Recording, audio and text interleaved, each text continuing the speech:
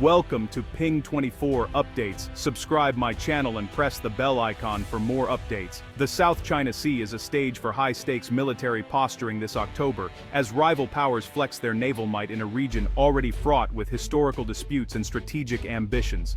The world's attention is fixed on these waters, where every maneuver carries weight far beyond the horizon. Today, Chinese and Malaysian warships conduct joint drills under the banner of peace and friendship, signaling a deepening partnership. Meanwhile, Japanese and Filipino forces hold their own exercises, bolstered by new defense pacts and the visible presence of Western military observers.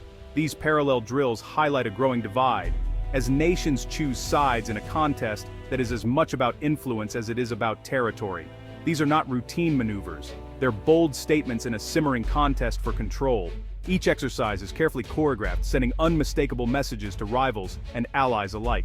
China seeks to expand its influence through regional partnerships and high-profile joint operations, while a coalition led by the US pushes back, determined to uphold a rules-based order and protect freedom of navigation in these vital sea lanes. Warships, fighter jets, and Coast Guard vessels from at least 4 nations now share these contested waters, their every move tracked by satellites, analysts, and the global media. The risk of miscalculation grows as these forces operate in ever closer proximity. These drills are more than theater. They're a live test of alliances, military readiness, and resolve. Each coordinated maneuver is a rehearsal for scenarios that could one day become reality, a preview of potential conflict that keeps the world on edge. For those involved, a single miscalculation or misunderstood signal could have global consequences, triggering a crisis that would ripple far beyond Asia. The question is no longer if the South China Sea is a flashpoint, but how leaders will manage rising tensions and prevent escalation. Diplomatic channels are open, but trust is in short supply. Each patrol, each exercise, and each new alliance adds complexity to an already volatile situation, making the region a chessboard where every move is scrutinized and every misstep could be costly. This is no longer a regional dispute, it's a global focal point where sovereignty, international law, and the balance of power are all on the line. The world's major powers are now stakeholders in the outcome.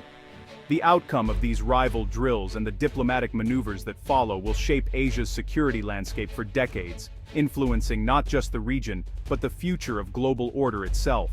The simultaneous drills reveal a deepening divide within Southeast Asia and the broader Indo-Pacific region. This divide is not just military but also political and economic, reflecting the complex web of alliances and rivalries that define the area. The region is fractured. The Philippines and allies like Japan and Australia have strengthened security ties with the US to counter China's assertiveness. These nations are increasingly coordinating their military strategies, sharing intelligence, and conducting joint operations to ensure a collective security framework. These alliances are built on concrete agreements, like the Enhanced Defense Cooperation Agreement and the Reciprocal Access Agreement, enabling joint exercises and shared bases. Such agreements are not just symbolic, they represent a commitment to mutual defense and a shared vision for regional stability. Their goal: create a deterrent strong enough to make Beijing reconsider aggressive actions. By showcasing military readiness and unity, these countries aim to send a clear message to China about the potential costs of any aggressive moves. Meanwhile, countries like Malaysia and Cambodia pursue a different path, balancing Western ties with deepening economic and military cooperation with China. This dual approach allows them to benefit from both sides, maintaining economic growth while avoiding direct confrontation. For them, economic benefits and pragmatic diplomacy take precedence over confrontation. They prioritize trade and investment opportunities, which are crucial for their development and prosperity. Malaysia, despite its own disputes with China, opts for quiet engagement, as seen in the current joint drills. This strategy reflects a desire to manage tensions through dialogue and cooperation, rather than conflict. China's economic gravity and military might have created dependencies, making open opposition difficult for some. The economic interdependence with China is a double-edged sword, offering growth but also creating vulnerabilities. The result: ASEAN is fractured, unable to present a unified stance on its most pressing security issue. This division weakens the bloc's ability to negotiate collectively and assert its interests on the global stage. Nations are forced into a delicate balancing act, seeking prosperity from China while fearing for their sovereignty. This balancing act is a constant challenge, requiring careful diplomacy and strategic foresight. The region's future hinges on how these alliances and rivalries evolve. The choices made today will shape the geopolitical landscape of tomorrow, influencing peace, stability, and prosperity in Southeast Asia and beyond. The South China Sea is the world's commercial superhighway. 1/3 of global shipping, worth over $3.4 trillion annually, passes through these waters. Any disruption would send shockwaves through the global economy, raising prices and threatening supply chains. Beneath the sea lie vast reserves of oil and gas, and it's a vital fishing ground for millions. The competition for these resources fuels territorial disputes. The sea also hosts critical undersea data cables, the backbone of the internet, making its security a global concern. For claimant states, the South China Sea is a matter of national pride and identity. China's sweeping 9-line claim clashes with the UN Convention on the Law of the Sea, which underpins rival claims. This fundamental conflict between history and international law is at the heart of the dispute. The China-Malaysia Peace and Friendship exercise is a masterclass in strategic messaging. Officially, it's about building trust and cooperation on issues like piracy and disaster relief. But beneath the surface, Malaysia is balancing cooperation with a neighbor that challenges its sovereignty. Chinese vessels frequently operate in Malaysian waters, shadowing exploration and harassing fishermen. For China, the drill shows it can build partnerships even with rival claimants, countering the narrative of isolation. It also gives China's Navy valuable experience in the southern South China Sea. For Malaysia, it's a delicate act, engaging China while quietly defending its interests elsewhere.